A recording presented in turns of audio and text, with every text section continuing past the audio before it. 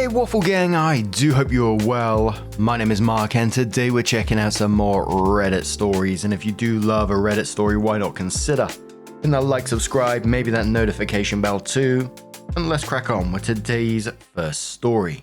Much love guys. Now today's first story comes from Nice Silver 1038 from the Am I the Arsehole Here subreddit, and it says, Am I the Arsehole Here? My fiance is demanding I stop making home-cooked meals for a friend. I, 27 male, am very passionate about cooking. I'm not a professional chef by any means, but it's one of my favorite hobbies. I love the act of creating food, but sharing it is what's really special to me. Whether it's something I've made or a nice meal at a restaurant. My girlfriend, 27 female, is very picky. She won't even touch a majority of the things I cook or split most meals at restaurants, and that's fine. It's the way she's been reacting to other people enjoying my food that bothers me. A good friend of mine, Jace, 34 male, is a truck driver. I don't get to see him as often as I would like, but when he comes home, I always make it a point to feed him well. It's fun for me to plan. It's also really fulfilling in a way. It makes me feel this sense of warmth, making something for him. I know that being on the road so much can be tough, so when he's here I want him to feel grounded and at peace. Basically, I'm giving this man all the comfort food. Jace is always so appreciative and makes jokes about coming home to his wife. He should be back home in just a few days, and I mentioned to my fiance that I had a whole menu planned. She got upset and basically told me that she didn't like how I went above and beyond for him. I've held my ground and said it's important to me. But her comments started feeling a little less aimed at her own discomfort, and more so just derogatory towards me. Am I the arsehole here for wanting to keep cooking for him? I got a feeling that this one isn't going to be about the cooking in this situation. You know, I had mixed feelings on this one if I'm being totally honest. As always, I never think I'm right in a situation like this, but at first I was thinking as he was going through, you know, OP has absolutely every right to cook all they want if that's what they love to do. For me, I was almost seeing it as like a hobby kind of thing. That's OP's passion. They love to do it and they want to do it. And then being able to give it to someone like that is absolutely amazing. Someone who enjoys it, especially if the girlfriend doesn't. And for me, I think if I was OP's partner, I would get enjoyment seeing him getting enjoyment from it. However, where it started to like eyebrows started to go up slightly, it was the language around it. But I want him to feel grounded, at peace, the sense of warmth, all that kind of stuff, which, you know, in reality, taking a step back is a lovely thing to want for someone else, right? And if my partner came up to me and started talking about, you know, them cooking or making something for someone else and talking about them in this way, I'd be lying if I said that I wouldn't be a bit like, hold up a second, you know, but that might be just OP's normal everyday conversation at the same time. And it might just simply be that the girlfriend feels like she's to the side in this relationship because she can see you having this relationship with your friend and maybe she's a bit jealous of it. But Fitzer says, it's probably not so much the food. It sounds like your girlfriend feels threatened by your relationship with the truck driver. The Turtle Cub says, to be honest, I kind of want to meet this truck driver after that write-up. OP says, he is very offline or I'd get him to virtually introduce himself. He listens to a lot of YouTube while he's driving, but that's the extent of his social media use. It's enviable and makes me cut down on my doom scrolling. Trying to explain memes to him is humbling. Lol.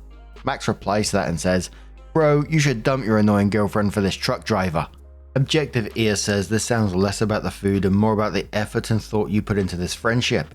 Perhaps making her question if you're prioritizing her in a similar way. Is there something non-food related you put this much energy into doing for your girlfriend? Planning dates, romantic evenings, things you know she likes. I know you enjoy making food for others, but have you taken the time to learn how your girlfriend feels most loved and appreciated? And then do and facilitated that for her. You have the same level of energy for helping your girlfriend feel grounded and at peace when she's had a rough day at work or in general. Ancient questions that and says cooking is meaningful to him, and sharing your cooking with others makes it so much better. She won't entertain him here because she's a picky eater. Is it so terrible that he has this passion for himself and shares it with someone who can appreciate it without it being her? Exotic Confusion says question, how do you make your girlfriend feel that warmth you want Jace to feel? You mentioned in another comment, her coming home every day from a hard day at work isn't the same as Jace being on the road for endless days. So maybe she's feeling jealous you seem to pour so much into him. I think it's great that you treat your friends this way, presuming that they all get special treatment when needed, but if you don't have the same thrill or excitement about making your girlfriend feel special, that might be something to look into. I'm leaning towards not the arsehole, but I really think you need to have a sit down with your girl and make sure she's feeling loved too. OP replies to someone else saying, I appreciate this perspective, I hadn't thought about it this way. Because he's away from home and because he's so appreciative of what I do for him, I do put a lot of effort into it. I never looked at it as her needing the same from me after a long day of work because it isn't equivalent to being away from home and creature comforts for weeks. OP goes on to mention about the truck driver and his job and says, I've had tough days at work. I've never spent weeks away from home where healthy food usually isn't an option. I can say the same on my fiance's behalf. Choosing a hard job doesn't make it any less hard. I do things for my fiance too, of course. I think putting in some extra effort for Jace on the times when he's back home is justifiable. Someone questions whether he actually looks at the meals that his girlfriend likes and does he ever make her anything. Opie says she really likes mac and cheese, so I made it for her once. I followed a really popular recipe from TikTok that had gone viral. She told me she preferred Kraft. And someone finally questions about the time and money that goes into this. And Opie says I spend a not insignificant amount of time and money doing what I'm doing, but it makes me happy and it's reciprocated. So it's not like I'm taking a loss. If someone wanted more of my time, they could communicate that, not try and take away something that makes me feel fulfilled. Jace isn't around 24/7, and I'm not making these meals daily. She doesn't go out of her way to spend time or connect with me when I'm not busy. It only becomes a priority for her when I'm doing those things with him. So, it wasn't long after that OP did return with an update and says, my girlfriend and I are currently on a break. I don't think I consciously realized it, but some part of me must have known how close we were to breaking point. Otherwise, I don't think I would have written or posted my original question. I was making chicken breast for Jace on Friday. Whenever he gets back from a job, he'll go home and crash for a few hours. I like to time things so his meal is hot and ready when he wakes up. I had left the kitchen while it was cooking, and the oven was off when I came back. I asked my fiancée if she had done it, and she said yes. This resulted in easily the worst fight we've had. I ended up asking for the engagement ring back. This goes beyond me feeling unappreciated. This is her actively undermining something I'm passionate about. It feels like contempt. This is supposed to be a temporary break, but I really don't feel any sadness over not having seen or talked to her the past few days. I don't know where to go from here. A very big part of me just wants to be done. And many of the comments in this one just saying this is probably for the best. Some people questioning OP, are you sure you don't have some feelings for Jace? Other people saying that they would love to have a friend like OP. But what do you guys make of this situation? Maybe got a different opinion on the matter. Let us know your thoughts down in the comments below. And let's move on to another story. Now, our next story comes from the True Off My Chest subreddit from Throwaway Off My Chest, who says, my wife went out last night and didn't come home until this morning. This is horrible, and I'm furious right now. I'm also depressed as hell. I know what I have to do, it's just killing me that I have to do it. It's fresh and it hurts a lot. My wife didn't come home last night. She went out with a couple of girlfriends, which is pretty normal for her. She's normally back around 2 AM on these nights, so I waited up. Around 2:30, I called to check in. She answered and I could hear people in the background. She told me they went to a party but were leaving in a couple of minutes. She wasn't home by 3, so I texted. It delivered but no reply. Around 4 AM, I called again. It rang a couple of times before she sent me to voicemail. My wife finally came stumbling through the door at 6:47 AM this morning. I know the exact time because I was worried. She was wearing a dress she didn't leave the house in, with mesh leggings I've never seen either. The leggings had clearly been torn, and her makeup was smudged. My heart sank when I saw her. My immediate worry was that she had been assaulted. She only shook her head no when I asked her that. I asked her what she had been doing then. She only said that I knew what she had been doing. and that kind of confirmed what the voice in the back of my head had been screaming since she walked in. My wife cheated on me last night. I asked her who it was.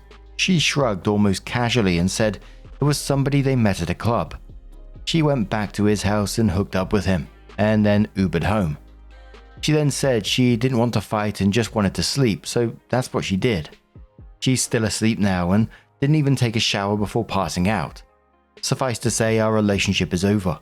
We don't have any kids and we rent, so it shouldn't be an extremely complicated process. I keep trying to reason myself out of it, pretending there might be something to salvage here. I've always maintained that cheating would be a red line for me though. I think I need to stick to that now. Top comment says, you keep trying to reason yourself out of it because this just happened and you're still in shock. The feeling of betrayal is going to be there when the shock fades, so don't let yourself humor her now.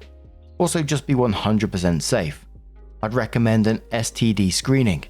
This might not be the first time she's done something of this nature. Opie says, I really don't think she's done this multiple times. If she had, she'd likely have come home and told me right away anyways. She's always been the type of person who can't keep things bottled inside. I will get tested though, it can't hurt, though I'm a little scared of needles. Commenter says, damn man, sounds like she wanted you to catch her. Like this is not her first time. Opie says that thought had crossed my mind too. How casual she was about it doesn't match with the fact that she came home in clothes I've literally never seen her in. Commenter says, if cheating is your deal breaker, and it's a totally reasonable one, the deal has been broken. When she wakes up, she's going to give you the whole song and dance that she was drunk, that she loves you, etc, etc. But the truth is she broke your trust, then your heart, and your vows. Stick to your guns and leave the woman who doesn't respect you enough to stay faithful. Opie says thank you. I don't know why it helps to hear it from another person, but it really does. Honestly don't know that I want to hear her out right now. It's not like I'm going to believe anything she tells me anyway. Hazelwood says, why are you reasoning yourself out of anything? You're doing the work to convince yourself to stay while the person who cheated is having a nice sleep. If she that casually admitted to it, it means that she has no remorse for it at all. Likely wasn't the first time either, and if you accept it, it 100% won't be the last. Opie says, I keep having that argument with myself because I love her. I'm stunned and hurt, but those feelings didn't disappear when she walked in this morning. I need to figure out a way to separate the feelings of love from the fact that she just tore our marriage apart. Adam says, buddy, do yourself a favor and think about the reasons why you would cheat. Try really hard. Still can't think of any? It's because it's not an option to you. You made a conscious decision to be with your partner and to be faithful. You can't be pried with liquor and compliments because you loved her. Now that's what you deserve back from your partner. If she can't give that to you, regardless of the excuses she might give to you, she's not worth your love. That love could be invested in someone who gives it back in return. Opie just says, holy shit dude, this one hit me hard. Thank you. So Opie came in with her first update and says, me again folks. I'm sorry I didn't get around to this sooner. I wasn't able to get the day off work yesterday because my boss kind of sucks. I was a complete mess at work yesterday though, so I was allowed to take the rest of the week as vacation thankfully. I think I went through all the stages of grief while my soon-to-be ex was sleeping. I wasn't expecting my post to get any attention at all. I just figured I needed to try and talk to someone about it because I was not in a good headspace. I made the post in the morning and by noon, she was still conked out in the bedroom. I processed things a bit more and had a rough plan in my head that I was starting to set in motion. I made a short list of questions I wanted answers to, gathered up all my important documents, laptop, etc. Then I went into the bedroom and started packing myself a suitcase. And there were a lot of folks wanting me to kick her out. I did consider it, but honestly, I'm not overly attached to this place. We just rent, and I'm in a lucky enough situation to be able to say that paying half the rent for a few months isn't going to financially end me. It'll sting a little bit, so I won't lie, but I'll make it. And I feel like being around this place is only going to remind me of her anyway. I need to be looking forward, not back. She ended up waking up about halfway through me packing my suitcase. There was momentary confusion as she looked around the room, then just started bawling. Maybe this is awful of me, but I didn't bother comforting her. I told her I had the screenshots of her Uber and text messages from her phone, and that plus her confirmation was enough that things between us were completely done. She didn't answer me, and just cried louder. I debated trying to continue the conversation, but I decided to just pack the rest of my suitcase and head back out to the living room until she came out. When she finally left the bedroom, she sat next to me on the couch and asked me if we could talk things through. I told her as calmly as possible that wasn't how things were going to work. I was going to ask questions. I wanted honest answers. She told me she'd be honest, so I proceeded. My voice was shaking the entire time. It was taking me everything to hold it together, but I kept going. Was this the first time she had cheated? She started crying before she answered that, then told me no. She had cheated on me multiple times over the course of our relationship. It was, and I'm going to use her words exactly here, just sex. A way for her to let off steam. None of it ever meant anything. I wrote a comment shortly after making my post that all the love can just fade away in one swoop. Well, it can. It hit me right then that I wasn't dealing with my wife. The person I was married to wasn't in the room. Literally wasn't in the room. This was someone different. She refused to tell me exactly how many times she had cheated, just more than last night. Had she used protection? No hesitation from her before she nodded her head emphatically. She seemed surprised I'd even asked that. I'm still going to get tested just to be safe. I did some research into timing and I'm going to look after it. Were her friends also cheating on their spouses? Yes and no. I tried to get her to tell me which of her friends were cheating so I could get in contact with their spouses. She probably should have, because her refusal led me to messaging pretty much the romantic partner of every one of her girlfriends I could find on social media. There are a couple I don't know or couldn't find, but I did my part. Why did she do it? This was the answer that gutted me the most. I'm going to use her exact words again. I need to have sexual variety. I told her that it's not like our sex life is dull. She clarified it's not the same as something new. I didn't even have a response to that one. I'd expected something about me working too much or not supporting her emotionally. Nope, she just fucked other guys because she felt like it and wanted to have some fun. When I didn't respond, she started asking me about counseling and therapy. I reiterated that our relationship was over. I'd be leaving. What she did next disgusted me. My ex actually tried to have sex with me. She put her hands on me and started trying to take off my clothes. I felt like I wanted to vomit and pushed her away after a couple of seconds. She just kept telling me that she would figure out a way to fix it, that we would work through it together. I told her that there was no way, and she started bawling again. She went to the bathroom and locked herself inside. I was just sick of everything at that point. I called her mother and told her what was going on, the full story too, the cheating, the questions I had asked, and the fact that I was leaving. I've always had a good relationship with my ex's parents. They both decided to drive to town, which is about an hour for them. Once I knew someone was on their way, I just grabbed my things and left. Her waterworks in the bathroom were just annoying me because it felt hollow to me, especially given the answers to my questions. I ended up packing another bag before I left and took all the things that I could think of that I felt sentimental attachment to with me. I found a parking lot and sat in my car until I was able to get in contact with a buddy for a place to crash. I tried to take a nap, but I was running on way too much adrenaline. I knew when her parents had made it to the apartment because she started calling me. When I didn't answer though, she started texting me. She'd gone from sad and crying to furious.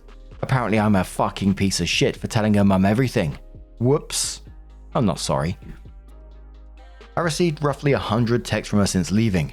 They range from name calling all the way to begging me to come back, to sending me pictures of the food she ate for some reason. I haven't responded to any of them. I feel like I've said my piece before leaving. So that's where I'm at now. We didn't have joint finances, so that part was easy. I cancelled all the subscriptions that go to my credit card just to be sure and changed all my important passwords. I'm crashing on a friend's couch for the next bit, but I've got some feelers out to short-term rental places until I can find something more permanent. I got feelers out for a divorce attorney too. A co-worker of mine had a recommendation, so barring something better, I'll probably go with them. I also wanted to say that I was shocked how supportive everyone was, and thank you for that. Truly, from the bottom of my heart, it isn't easy for me to talk about emotional things with people close to me. This was an invaluable venting place for me. Thank you all so much. And we do have another update in a moment. But Early Plankton says, my ex also tried to have sex with me when he told me he cheated. He was literally biting my neck whilst I cried on the bed. These people aren't normal. I genuinely think he was sociopathic, and I think yours is too. It's sickening, but a good final nail in the coffin to really kill those feelings. Opie says it was her nails on my chest when she tried to take my shirt off that got me. Still makes me cringe thinking about it. Hope you're doing a lot better now. Naked in the Window says, glad you had the strength to get out of there and not put yourself through more of your ex's bullshit. I find it funny that she started crying now. Seems like a complete flip from how heartless and cold she was to you when she first came home. Good riddance and good luck to your future OP. Opie says I honestly don't know if she was crying because I was leaving or just because she was caught and the little universe she had built for herself was crumbling. I'd like to think she cared I was leaving on some level, but her response to the whole thing does make me question. I'm looking into therapy, but as weird as it sounds, I want the anger to fuel me a little longer. Bitter says, did she give you a reason for why she didn't try to hide it this time? Just morbid curiosity. Opie says, that was part of the why did you cheat discussion. No, I didn't get an answer from her. When I asked about the change of clothes, she claimed that she borrowed them from a friend who wanted to match with her. I asked why pick now to stop hiding it. The only reply she gave was that she got caught up in things that night. I know there's more to it that she's not telling me. I just don't care to go digging for it right now. Bitter says, I'm sorry to bring this up, but I think you also need to be thinking about your friends. The fact that she was willing to openly admit her infidelity and that it happened before, and that she had hooked up with some random guy, but then got very evasive about the past. There's a non-trivial chance that she slept with either one of your mutual friends or worse, one of your friends. You probably won't be able to figure out who, or maybe you will, but once she realizes that she's not going to get you back, I guarantee you that she will happily pull the pin on that grenade too. In her mind, get back at you for not taking her back. Opie says I hadn't even considered this until now. Shit man, that's going to leave me wondering forever. It's the sort of thing I'm not sure I'll ever be able to get an answer to. Commoner says, bro, I can't even imagine. Yeah, look forward and don't rush into anything serious for a while. Jesus, you're a G for texting those other guys about it and telling her parents why you all broke up. I'm just confused on how long you all were dating and then got married, because if this isn't the first time, how many months or years has she been cheating? And how had you not noticed? Opie says based on the conversation we had, it seemed like she was intermittently cheating when she went out with friends over the course of our whole relationship. That's an assumption on my part though. She talked about specifics of any other incidents when I asked, and I didn't bother pressing. And then it was 4 months later that Opie came in with what they titled their final update and says, note, I tried posting this as an update to the True Off My Chest, but it was removed, I think automatically. Message the mods about it, but we'll see. Regardless, I'm posting it here. Hey folks, I'm happy, I guess, to say this will be the final update to what has been probably the most difficult chapter of my life. I felt an immense amount of support from the community here from my initial 2 posts, so I wanted to give a short update. Bottom line, my ex and I both signed the final papers for our divorce this week. It feels kinda surreal to think about that still. About 2 weeks into everything, she got resistant. I cut her off entirely and she refused to return my attorney's calls for a little while. Eventually, things got back on track. As for the infidelity itself, I didn't have a ton more details to share with you. We did a short mediation and by that time I didn't feel there was any remorse on her end. I've talked about it a lot with my therapist. I'm in therapy, by the way. It still hurts that someone who I thought loved me could have apparently cared about me so little, but I'm working through it. That's really all I've got to share. Thanks again everybody for your advice and support. And there was 2 comments with OP replying. The first one said, did any of the other cheaters your wife was with face any consequences? OP says 2 other relationships ended because of all of this. I spoke briefly with both the other guys and they both had found out what I had in different ways after I tipped them off to it. Awful situation, but better for all of us in the end, I'm sure. Another comment says, congrats to you. Did you have any communication from her parents at all after the initial call? Also well done for letting the other partners know. And OP's last comment said, I did talk with her parents a few more times. Nothing too long or in depth. It seemed they were as surprised as I was and didn't really know how to handle their relationship with me given what was going on.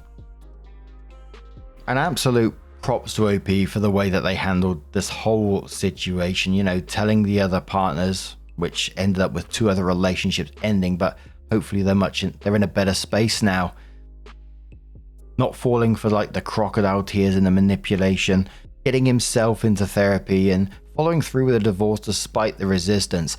And I'm always And I'm always surprised, well, I shouldn't be surprised because I've seen it so many times, is that it's always like the text messages afterwards when they're trying to win them back, but then realize that they're not coming back. It always turns to like abusive messages.